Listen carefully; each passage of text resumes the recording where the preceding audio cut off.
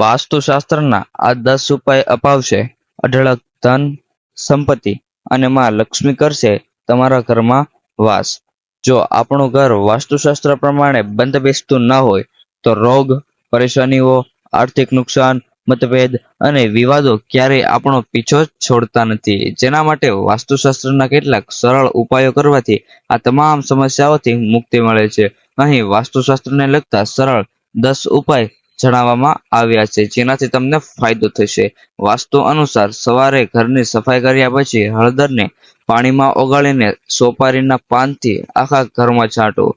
આ સફાઈ કર્યા બાદ ગંગાજળ છાંટવું જોઈએ. તેનાથી નકારાત્મક શક્તિઓ દૂર થાય છે અને વાસ્તુ દોષ પણ દૂર થાય છે. આ ધાર્મિક પુસ્તકોને ખોટી દિશામાં રાખવાથી ઘરમાં વાસ્તુ દોષ સર્જાય છે.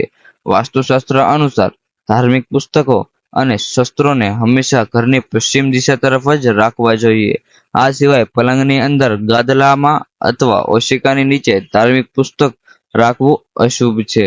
વાસ્તુશાસ્ત્ર અનુસાર ઘરના મંદિરમાં નિયમિત રીતે ગાયના ઘીનો દીવો કરવો અને ઘંટ પણ વગાડવો જોઈએ. આવું કરવાથી દરેક પ્રકારની નકારાત્મક ઉર્જા ઘરની બહાર નીકળી જાય છે.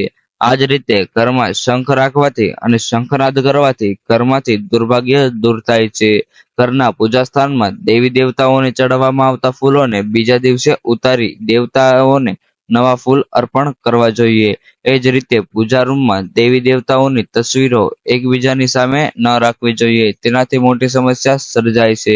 વાસ્તુશાસ્ત્રમાં ઘરની સાવરણીનું વિશેષ મહત્વ આપવામાં આવ્યું છે. ઘરની સફાઈ માટે રાખેલી સાવરણી ક્યારેય ઘરના દરવાજા પાસે ન રાખો. જો તમે આ કરો છો તો તેનાથી વાસ્તુદોષ થાય છે. આ સિવાય જો પગ સાવરણી પર વારંવાર અથડાવે તો તેનાથી ધનની હાનિ થાય છે. ખાસ કરીને જ્યાં સાવરણી રાખવામાં આવી હોય તેની ઉપર કોઈ ભારે વસ્તુ ન રાખવી જોઈએ.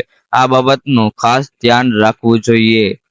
વાસ્તુશાસ્ત્ર અનુસાર ઘરની અંદરની દિવાલો પર સુંદર અને દિલને ખુશ કરી દે તેવા ફોટા લટકાવવા જોઈએ. આમ કરવાથી ઘરના વડાને માનસિક સમસ્યાઓથી રાહત મળશે. ઘરમાં ક્યારેય હિંસક અથવા યુદ્ધ સંબંધિત ચિત્રો ન લટકાવવા જોઈએ. આમ કરવાથી વધારે વાસ્તુદોષ સર્જાય છે.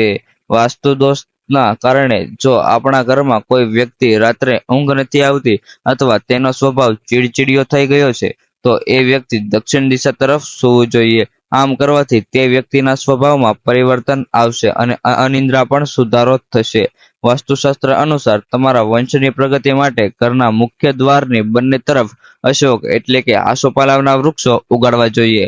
ઘરની ઉત્તર પૂર્વ દિશામાં ક્યારેય કચરો ભેગો થવા ન દેવો જોઈએ. આ દિશામાં ભારે સામાન અને મશીનરી પણ રાખવી ન જોઈએ. વાસ્તુશાસ્ત્ર અનુસાર આપણે શુભ સમયે આપણા ઘરના ઉત્તર પૂર્વ ખૂણામાં અથવા બ્રહ્મા સ્થાનમાં સ્ફટિક શ્રી યંત્ર સ્થાપિત કરવું જોઈએ. તેની સાથે આ યંત્ર દેવી લક્ષ્મીનો પ્રદાતા પણ છે. આ ઉપરાંત તે ઘરના વાસ્તુદોષોને પણ દૂર કરે છે. વાસ્તુશાસ્ત્ર અનુસાર આપણા ઘરમાં સૂકા ફૂલ કે પ્લાસ્ટિકના ફૂલ ન લગાવવા જોઈએ. આવા ફૂલને બને એટલી વહેલી તકે ઘરની બહાર ફેંકી દેવા જોઈએ. જો તમારી નાની ફૂલદાનીમાં રાખેલા ફૂલો સુકાઈ જાય તો નવા ફૂલો વાવો અને સૂકા ફૂલોને ફેંકી દો. વાસ્તુશાસ્ત્ર અનુસાર આપણે આપણા ઘરની ઉત્તર પૂર્વ દિશા લીલા તુલસીનો છોડ લગાવવો જોઈએ. આ સાથે દરરોજ સાંજે તુલસીના છોડની નીચે શુદ્ધ ઘીનો દીવો પ્રગટાવવો જોઈએ. કારણ કે એવું માનવામાં આવે છે કે તુલસીને દેવી લક્ષ્મીનું સ્વરૂપ માનવામાં આવે છે. તમારે તેમની સામે દીવો પ્રગટાવવો જોઈએ અને તમારા ઘરની શાંતિ અને સુખ માટે પ્રાર્થના કરવી જોઈએ. આવા અવનવા વિડીયો જોવા માટે અમારી આ યુટ્યુબ ચેનલ વોઇસ ઓફ પોઝિટિવને સબસ્ક્રાઇબ કરો.